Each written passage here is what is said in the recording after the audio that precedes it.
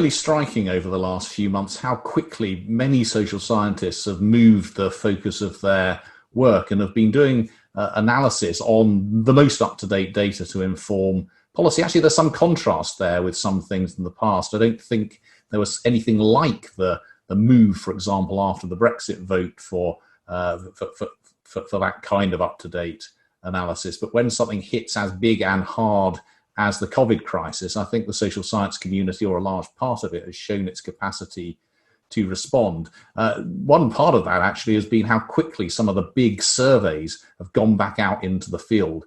This big survey called Understanding Society, which has been following people for many years, went and re-interviewed people within a couple of months of the crisis. There's another called the English Longitudinal Study of Aging, again, following people over long periods, went straight back out into the field to get additional information right up to date, and not just up to date, but able to compare people now with themselves earlier. So you can actually see how things are changed. And then there's the use of administrative data.